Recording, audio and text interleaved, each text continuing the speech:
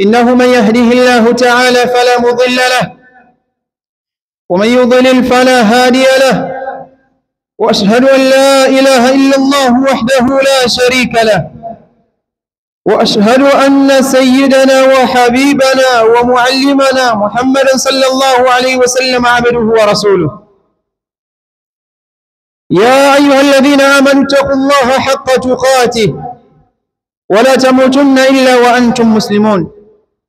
يا أيها الناس اتقوا ربكم الذي خلقكم من نفس واحدة وخلق منها زوجها وبث منهما رجالا كثيرا ونساء، واتقوا الله الذي تساءلون به والأرحام إن الله كان عليكم رقيبا. يا أيها الذين آمنوا اتقوا الله وقولوا قولا سديدا يصلح لكم أعمالكم ويغفر لكم ذنوبكم، ومن يطع الله ورسوله فقد فاز فوزا عظيما.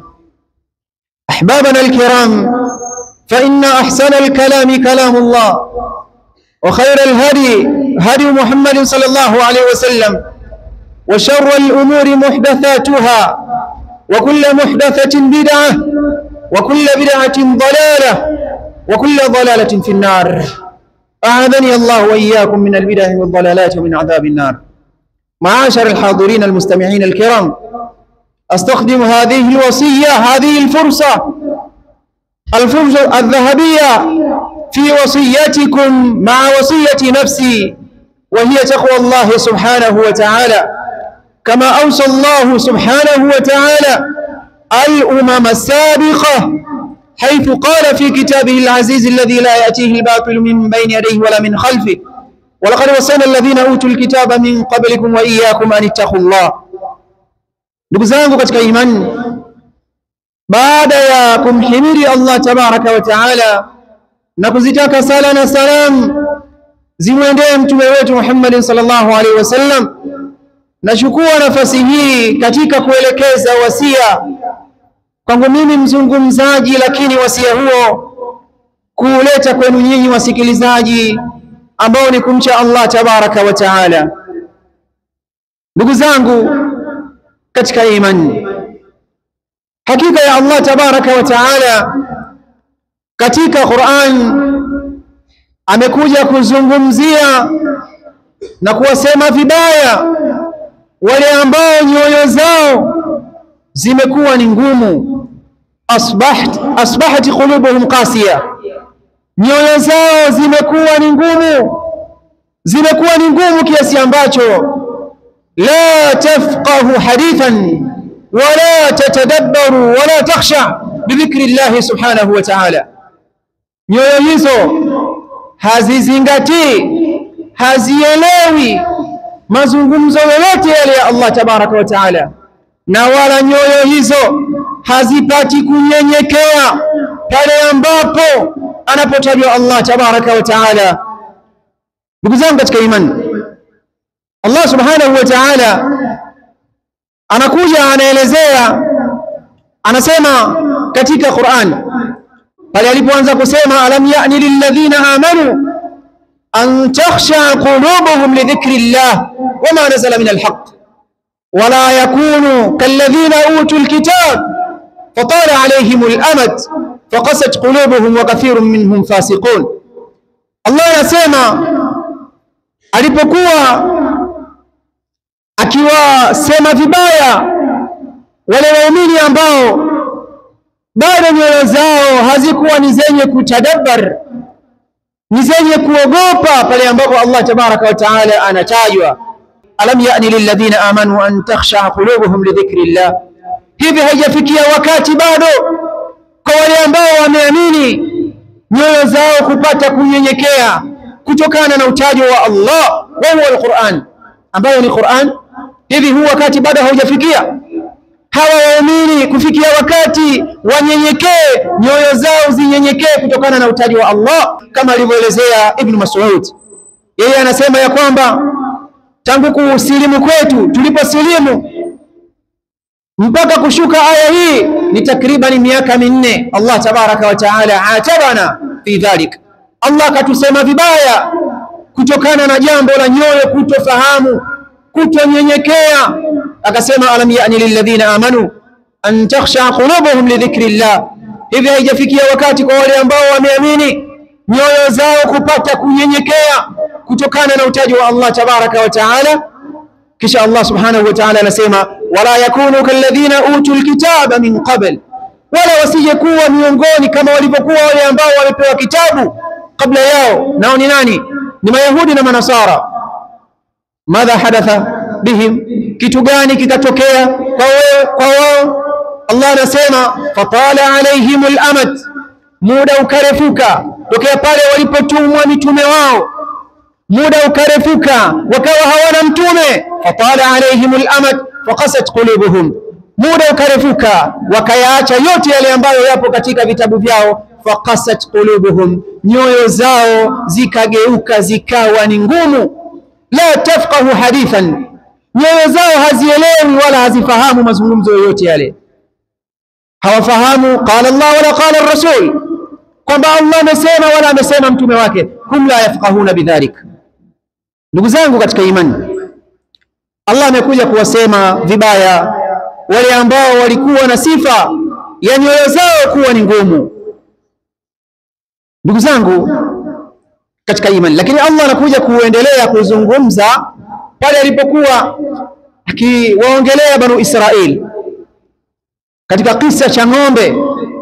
Ni maarufu sana ambacho kinapatikana katika suratul Baqara, walipokuwa kila mmoja hajui kwamba ni nani ambaye amemuua huyo mtu.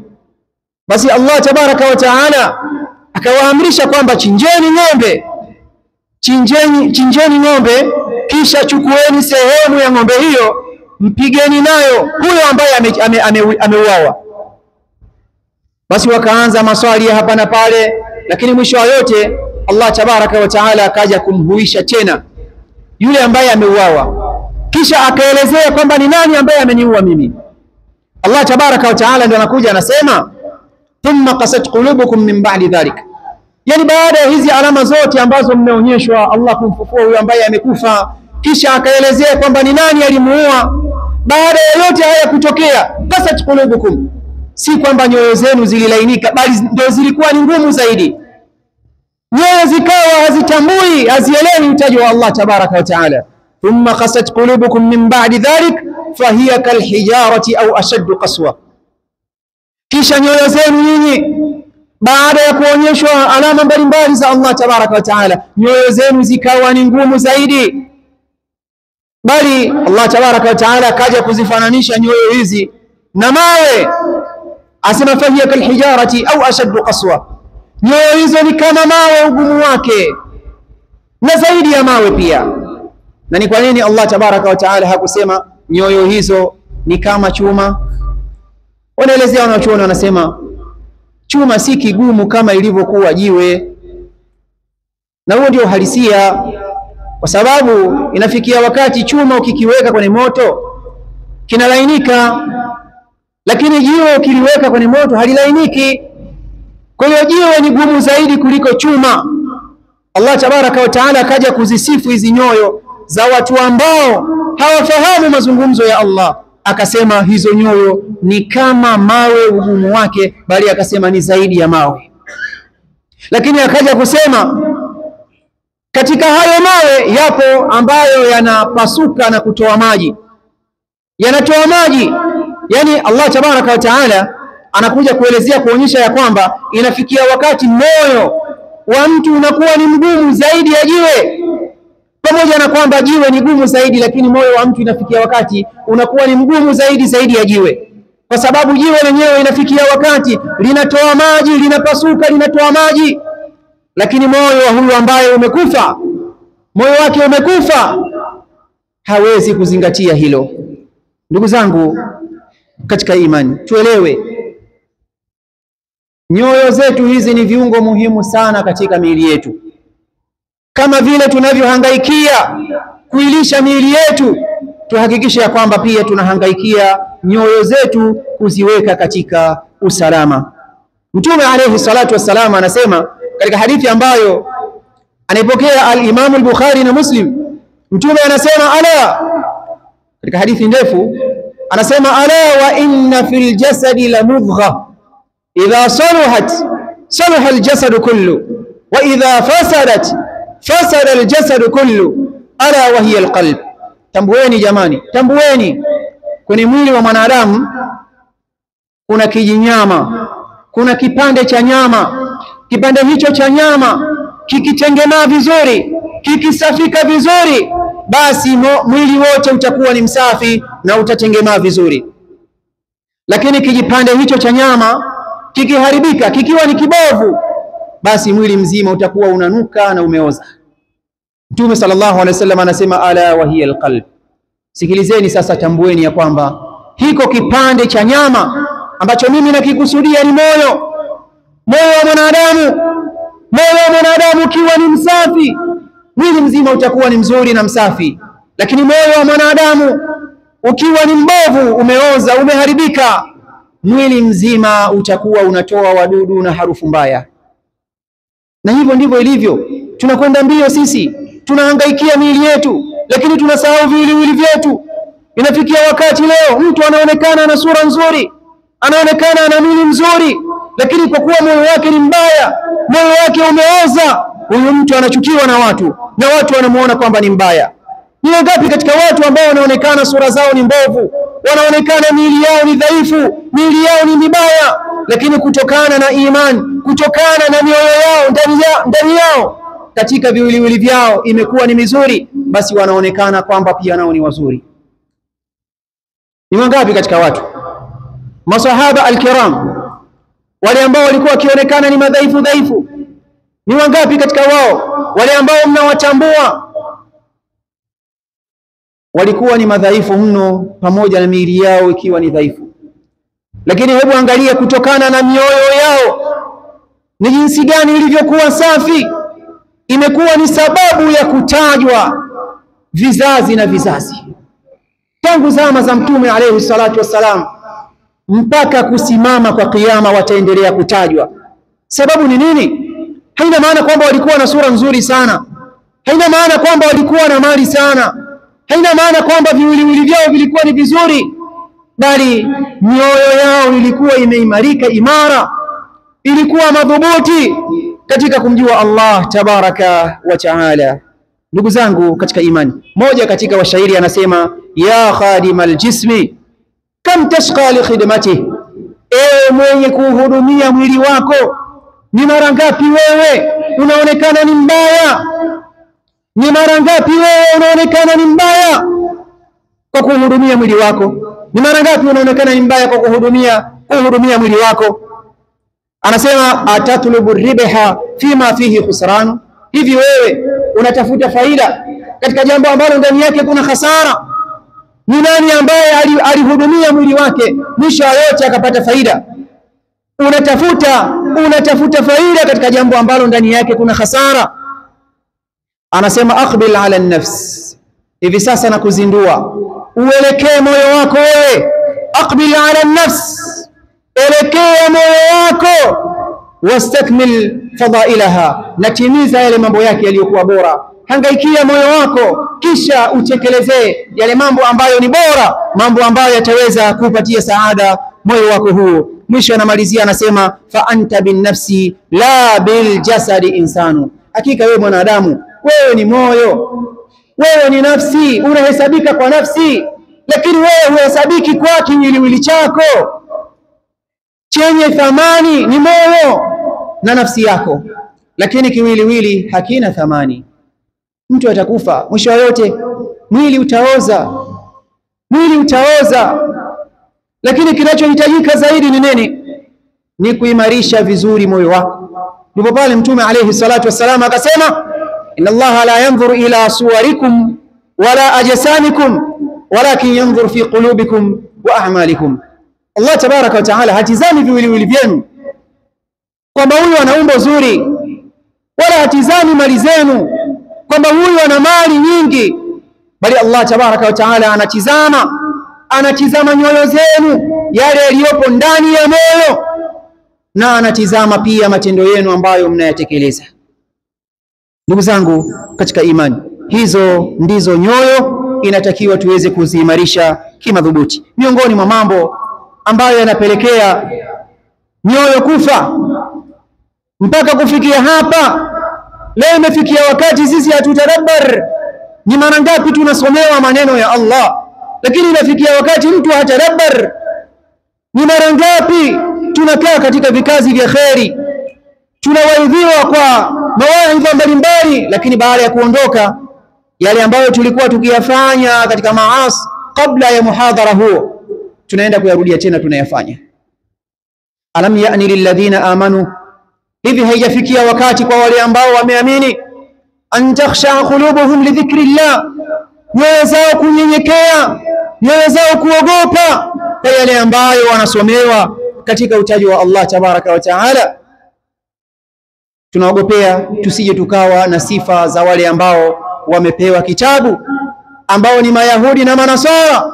Allah anasema wala yakunu kalladhina utul kitaba min qabl, wala wasije wakawa na sifa za wale ambao walipewa kitabu kabla yao, ambao ni Mayahudi na Manasara. Fatala alaihimul amad, wakaachana na yale ambayo yamekuja kwenye vitabu vyao baada ya muda kurefuka. Faqasat qulubuhum, nyoyo zao zikawa ni ngumu. Wa kathirun minhum fasiqun, na wengi katika wao ni watu ambao ni waovu. Kwa hiyo katika mambo ambayo yanapelekea nyoyo kuwa ni ngumu zaidi, jambo la kwanza aklul haram, ni kula mali za haram, kula mali za haram. Na hili ni swala ambalo kila muumini, kila muislam anatakiwa aweze kujiepusha nalo. Sitosherehesha sana kulingana na wakati. Jambo la kwanza ni kula mali ya haram. Jambo la pili fi'lul maasi wal mujahara, ni kufanya maasi mbalimbali, kisha utakuja kukuta huyo mtu anaanza kuyatangaza. Fi'lul maasi, kufanya maasi mbalimbali, ni katika mambo ambayo yanapelekea moyo kuwa mgumu na moyo kufa. Allah tabaraka wa taala anasema kalla bal rana ala qulubihim ma kanu yaksibun, sivyo hivyo, bali nyoyo zao zimepigwa nukta nyeusi, na sababu ni yale ambayo walikuwa wakiyafanya katika maasi, katika madhambi. Maasi mbalimbali ni moja katika mambo ambayo yanapelekea nyoyo kufa. Na Mtume alayhi salatu wasalam katika hadithi anakuja anaelezea, anasema mwanadamu Muislam atakapofanya dhambi moja, hiyo dhambi inakwenda kuweka nukta nyeusi katika moyo wake. Akifanya ya pili inakwenda kuweka nukta nyingine, akifanya ya tatu inaweka nukta nyingine, mpaka Mtume ikafikia akasema huyu mwanadamu haachi kuwa anafanya madhambi mpaka inafikia wakati moyo wake wote unazibwa na rangi nyeusi, nukta nyeusi zinaziba moyo wake. Hapo akifikia katika hali kama hiyo, hakuna qala Allah wala qala ar-rasul kitakachoingia katika moyo wake. Hakuna mazungumzo yoyote yale yatakayoingia katika moyo wake, bali hapo yeye itakuwa ni maasi. Kwa sababu gani? Kwa sababu moyo wake ushazingirwa, moyo wake ushatandwa na vumbi la maasi. Kwa hiyo hawezi kuelewa tena. Jambo la kwanza tumesema ni kula mali za haram, na jambo la pili ni kufanya maasi, alafu inafikia wakati huyu mtu anakwenda kuyatangaza haya maasi na kuona kwamba ni sifa. Lakini jambo la tatu aridha bil jahl, ni mtu kuridhia ujinga, wa adamu tafaqquhi au tarku tafaqquhi, ni mtu kuridhia ujinga kisha akaweka mbali kujifundisha. Waislamu wa zama hizi, pamoja na kwamba nimesema sishereheshi haya kutokana na wakati, lakini kuna baadhi ya mambo muhimu lazima tuyazungumzie. Waislamu wa zama hizi kusoma tumeweka kwamba ni kwa baadhi ya watu fulani, na kwamba sisi tutapata udhuru mbele ya Allah ya kwamba tulikuwa na majukumu mengi. Hizo ndizo fikra ambazo tuko nazo. Ndugu zangu katika imani, tuelewe kwamba kusoma ni wajibu, sio jambo la sunna. Kusoma ni wajibu, yale ambayo yatakupelekea wewe kutekeleza ibada zako na yale maamrisho ambayo Allah tabaraka wa taala amepata kukuamrisha wewe. Na usiposoma unapata dhambi, na hii ndio kauli ambayo haina shaka kabisa. Mtu asiposoma anapata dhambi, lakini elimu yenyewe ni ipi ambayo inampelekea apate dhambi? Ni ile elimu ya kutambua wajibu wake na yale masala ambayo Mola wake tabaraka wa taala amepata kumfaradhishia yeye atekeleze. Lakini jambo lingine katika mambo ambayo yanapelekea moyo kufa ni al-kibru wa su'ul khuluq, kiburi na tabia mbaya. Tukuta mtu anakuwa na kiburi, anatembea anajiona yeye ndio yeye, hakuna mwingine. Kiburi, anadharau wengine, tabia ni mbaya. Huyu mtu aelewe kabisa ya kwamba kuna adhabu kali ambayo itakwenda kumfikia mbele ya Allah tabaraka wa taala. Qala Rasulullah sallallahu alaihi wasallam, katika hadithi ambayo ni muttafaqun alayhi, Mtume anasema katika hadithi hii, ala ukhbirukum bi ahli an-nar, hivi nisikukhabarisheni nyinyi kunako watu wa motoni kwamba ni akina nani? Sikilizeni kama mlikuwa hamwajui. Mtume anasema kullu utullin jawadhin mustakbirin, watu wa motoni ni wa aina hizi tatu. Kullu utullin, kila mtu ambaye moyo wake ni mgumu, yani mtu ana moyo mgumu, muamala ambao anaamiliana na waislamu wenzake ni miamala mibovu, moyo wake ni mgumu. Lakini Mtume anaendelea anasema jawadhin, mtu ambaye ana tabia mbaya, mtu ambaye ana tabia mbovu. Muislamu hatakiwi kuwa na tabia mbaya, Muislamu hatakiwi kuwa na tabia mbovu, Muislamu anatakiwa kuwa ni mfano kwa tabia nzuri. Mtume sallallahu alaihi wasallam anasemaje? Innama bu'ithtu liutammima makarim al-akhlaq, mimi nimetumwa kwa ajili ya kuja kutimiza tabia njema. Sisi tunamwiga nani? Mbona Muislamu inafikia wakati tabia inakuwa mbovu? Unamwiga nani? Mbona mtume wako hakuwa hivyo? Ni nani unamfuata wewe? Sote lazima kila mmoja akae chini ajichunguze na kisha achukue hatua kwa lile jawabu ambalo atalipata baada ya kujichunguza. Kwa hiyo Mtume anasema na kuhabarisheni watu wa motoni ni kila yule ambaye moyo wake ni mgumu, na yule ambaye ana tabia mbaya, na mtu mwenye kutakabari, kujiona yeye ndiye yeye. Hawa wote ni watu wa motoni. A'adhana Allahu min dhalika, Allah tuepushe. Lakini katika hadithi al-Qudusi, hadithi ambayo anaisimulia Abu Huraira, Mtume sallallahu alaihi wasallam anasema, Allah tabaraka wa taala anazungumza, anasema al-kibriya'u ridai, waja wangu eleweni ya kwamba kiburi ni rida, kiburi ni vazi langu mimi ambalo nalivaa. Na akasema wal-'azamatu izari, akasema na kule kujiona, kujitukuza. Taban izari ndio nguo ya kufungwa kuanzia kiunoni kushuka chini. Rida ni nguo ambayo inafungwa begani na kushuka chini, inaanzia begani na kushuka chini. Wale ambao wanaelekea katika ibada ya haji nadhani watakuwa wanachambua hayo zaidi. Kuna shuka moja wanaivaa kiunoni, alafu kuna nyingine inavaliwa begani. Hii ya begani kushuka chini inaitwa rida, na hii ya kiunoni kushuka chini inaitwa izari. Kwa hiyo Allah anasema kiburi ni rida yangu. Rida ni nguo ambayo inavaliwa kuanzia begani, na al-'azama, kujitukuza, kujiona, ni izari yangu, vazi ambalo nalivaa kuanzia kiunoni kushuka chini. Sikilizeni maneno ya mwisho ambayo Allah tabaraka wa taala anakwenda kuyamalizia, anasema faman naza'ani wahidan minhuma qadhaftuhu fi an-nar, yeyote yule atakayenivua vazi langu moja katika hayo mawili, vazi ambalo linavaliwa kuanzia begani kushuka chini na vazi ambalo linavaliwa kuanzia kiunoni kushuka chini, yeyote atakayethubutu kunivua moja katika mavazi hayo mawili, qadhaftuhu fi an-nar, huyo mtu nitamtupa na kumsweka motoni. Hivi ni nani yuko tayari kusweka motoni na Allah tabaraka wa taala? Mbona leo tunatakabbar? Mtu ukiwa na kiburi, maana yake umemvua Allah tabaraka wa taala nini? Rida yake, vazi lake. Mtu akijiona, akijitukuza, kamvua Allah nini? Izari yake, vazi lake. Na je, yuko tayari kuswekwa na Allah motoni? A'adhana Allahu min dhalik. Aqulu ma tasma'un wastaghfirullah li wa lakum fastaghfiruhu innahu huwal ghafurur rahim wa huwal barrul karim.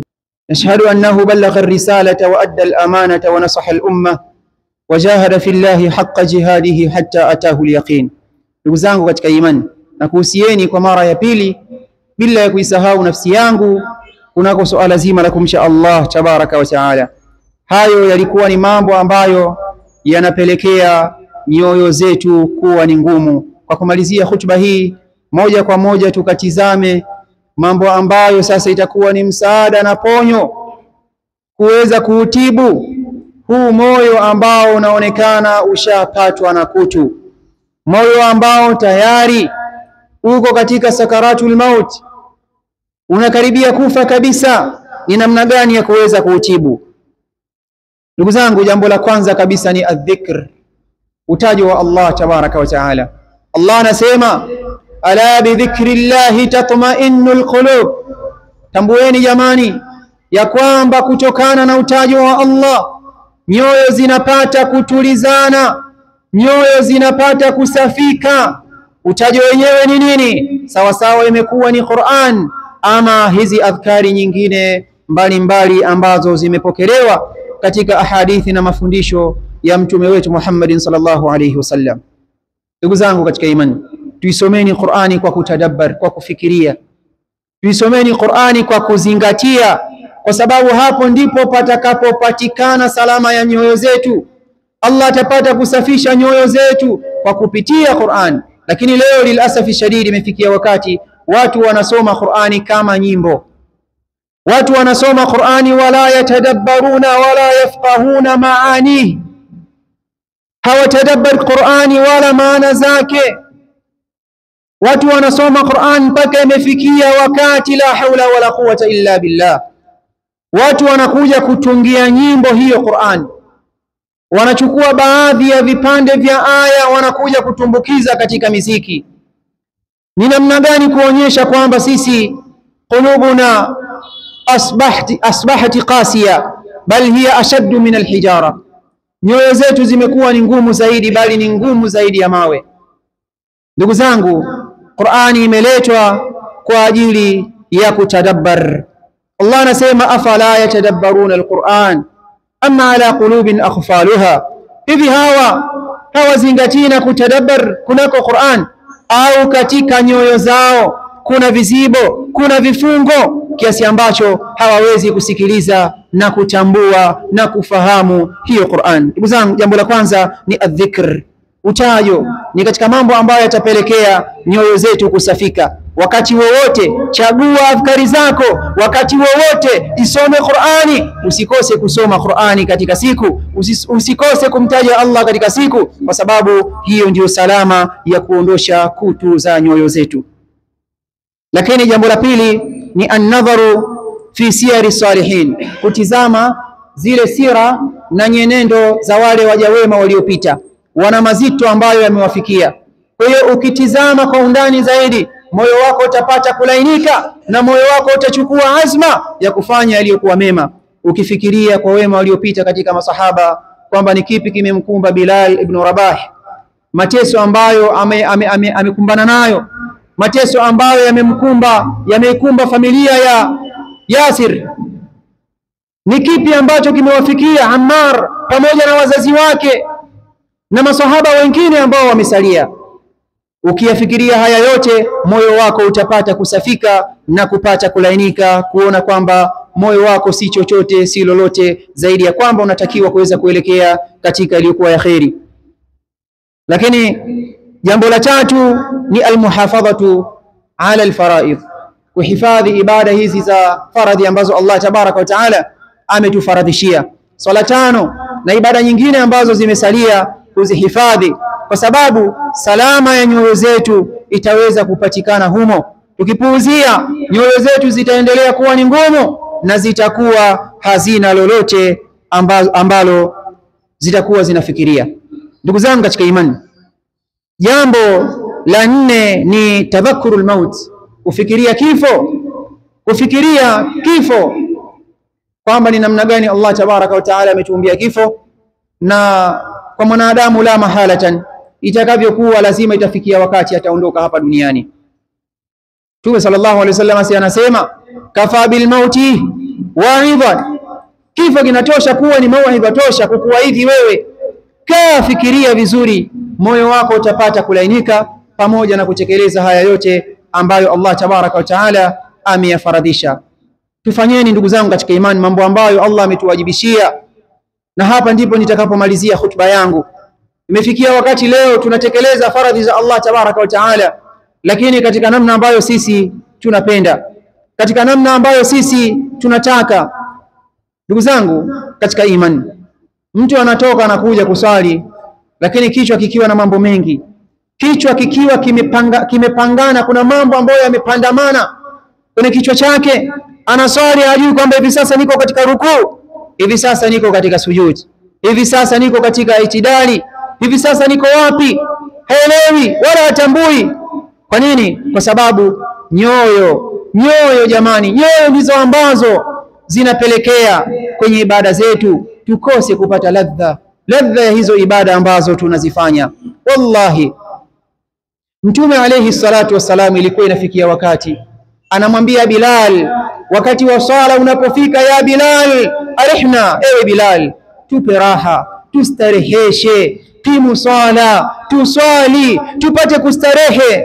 Leo imefikia wakati sisi tunapokuja katika ibada za swala ndio tunapata tabu, tunaudhika, tunakereka, hali ya kuwa Mtume anamwambia Bilal, ewe Bilal, arihna, Bilal, tustareheshe na ibada ya swala. Na hakuna kitu ambacho Mtume alayhi salatu wassalam alijaliwa kwamba anapata starehe zaidi kama ibada ya swala, na yeye mwenyewe ameyathibitisha hayo. Anasema, na imejaliwa qurratu aini, kitulizo cha moyo wangu mimi, fi salati, katika swala. Ninapokuwa katika swala, ahzani zote, huzuni zote ambazo zinakuwa zimenipata zinapotea kabisa. Je, sisi tupo mfano wa hawa watu? Na kama hatupo mfano wa hawa watu, tunachukua azma gani ndugu zangu katika imani? Na hii ndio hali. Tunatekeleza ibada bila ya khushu', tunatekeleza ibada bila ya kuzingatia. Moja katika wale ambao wamepita wanaochuoni wanamuelezea, ambaye alikuwa akiitwa Qais ibn al-Maluh. Huyu Qais ibn al-Maluh, kuna mwanamke ambaye alimpenda mno, ambaye alikuwa akiitwa Laila al-Amiriya. Mwanamke huyu alikuwa anapendeza zaidi katika nafsi ya Qais, lakini lilasafi shadid, kwa masikitiko yaliyokuwa makubwa kabisa, baada ya kupeleka posa kwa wazazi wake, wazazi wakakataa posa hiyo, wakaikataa kutokana na sababu zao wenyewe. Qais akapatwa na wenda wazimu, lakini si wenda wazimu wa kuokota makopo, ni wenda wazimu wa mume kukataliwa na mke. Mnatambua nyinyi wenda wazimu wa mume kukataliwa na mke? Kuna wenda wazimu wa mume kukataliwa na mke, ambao huu hauwajibishi mtu kuokota makopo mabarabarani ama kutembea huku anarupuka ovyo. Qais akapatwa na wenda wazimu kwa sababu alimpenda mno huyu Laila. Na ni kwa nini hajaozeshwa? Wazazi wa Laila wakaenda kumuozesha mtu mwingine. Qais alipata tabu sana, mpaka ikafikia wakati akahama kabisa katika mji. Wenda wazimu huo wa kimapenzi, Qais akaona hame watu, akaishi na wanyama porini. Kaenda kuishi na wanyama porini, akaanza kuchukua nafasi ya kuanza kutunga mashairi, akiwa anahuzunika, akiwa anajuta, kwa nini nimemkosa Laila? Kwa nini Laila imekuwa hivi? Kwa nini Laila imekuwa hivi? Mpaka ikafikia wakati mzazi wake akamwambia, mwanangu, tuelekee wote katika Kaaba, tufike pale sehemu tukufu, ukamwombe Allah tabaraka wa taala akuponye wewe kutokana na fikra za kumfikiria huyu Laila. Yasemekana kweli alitoka na mzazi wake, wakafika mpaka katika Al-Kaaba. Walipofika katika Al-Kaaba, Qais akang'ang'ania ile shuka ambayo imefunikia ile Al-Kaaba, huku akiwa analia na kujuta. Anasema, ewe Allah, naomba uzidishe katika moyo wangu upendo wa kumpenda Laila. Yani badala ya kumwomba Allah amponyeshe, amuondoshe fikra za kumfikiria Laila, yeye anakwenda anamuomba Allah, anamwambia, naomba uzidishe zaidi upendo kwenye moyo wangu wa kumpenda Laila. Siku moja yasemekana alimuona mbwa wa Laila akiwa anakatiza na kupita kuelekea sehemu, na yeye akachukua nafasi ya kuanza kumfuatilia nyuma yake. Kwenda huyu akaenda kunionyesha kwamba Laila yuko wapi. Kisa hiko wanawachuoni wanakizungumzia, na huyu mtu amejulikana kwa jina maarufu la Majnunu Laila, mwenda wazimu wa Laila. Alichizika kweli na nani? Na Laila, kwa sababu kila akikaa anamfikiria Laila. kaona mbwa anapita, na yeye akasema ngoja nimuelekee huyu, huenda akanionyesha Laila yuko wapi. Ndio afika mbele ya watu ambao wanaswali, akakatiza mbele yao. Watu wakastaajabu, lakini wakaendelea na swala zao. Walipofika huko, baada ya muda anarudi. Kurudi, wale watu ambao walikuwa wakiswali washamaliza, wakaanza kumzogoma, wewe bwana vipi wewe?